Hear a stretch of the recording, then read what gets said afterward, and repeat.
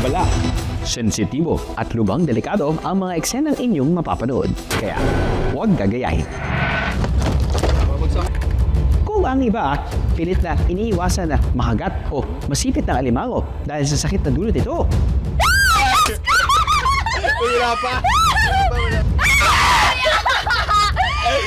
Tulak mo kasi! Sure ka, kuya. O, kuya, pababa yung ano niya, kuya. Kaway pa yan. Ang binatang ito, siya pa raw ang nagpapakagat dito. Inay ko po! Agay! Okay, sino dito ang nasipit na ng alimango o kahit na anong uri ng crab? Yes. Masakit, di ba? Kaya nga hindi ko rin alam kung bakit ang isa nating kaaha, nako, ganun-ganun na lang kung magpasipit sa alimango. Pagmasdan ng video na ito, sa una, akalaing nag-reflex lang ng hawak niyang female mud crab ang binatang ito. Malaki yan. Hanggang sa ang sipit Kaway nito, yan. idinikit niya sa kanyang balat. Saka, nagpakagat.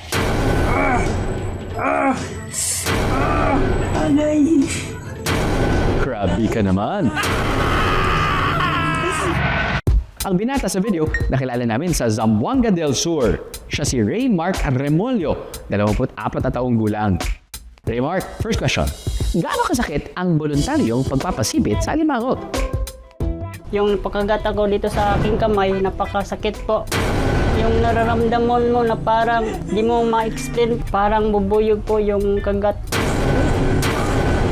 Mapdi po. Pagkatapos yung kagat ng alimango. Mahilig daw si Raymark sa crabs, kaya naisipan niyang bakit hindi gawin niyang content. Iba ka rin naman, Raymark.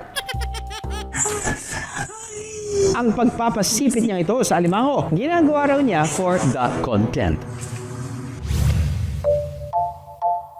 Taong 2020 daw nang magsimulang mag-vlog si Raymark at goal niya ay gayahin ang mga iniidolo niyang vloggers. Nagsimula rin siya sa mga kung ano-anong content lang. Tulad ng pagkain ng uling.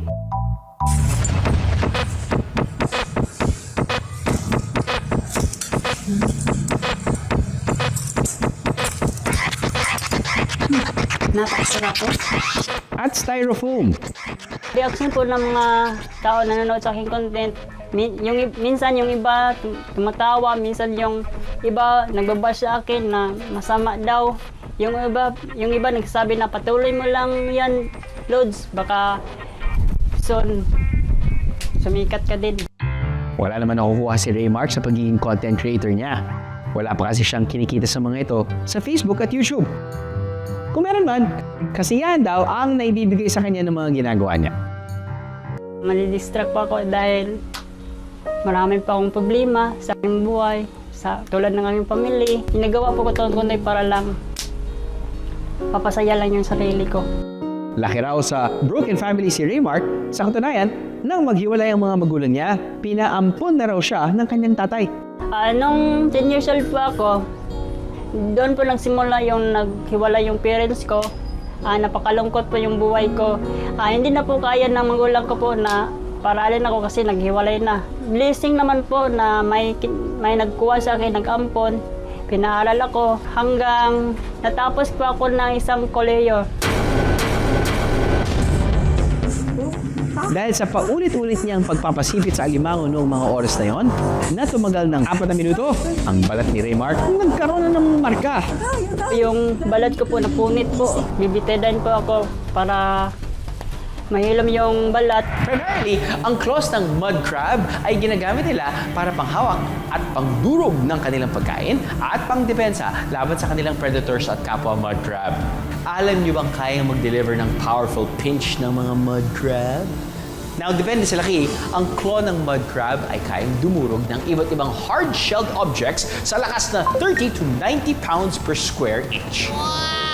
Sa lakas nito, wala raw sinabi ang clams, oysters at mussels. Enough na rin daw ang lakas na ito para sipitin ang human skin na posible rin magpadulot ng fracture sa maliliit na buto ng tao.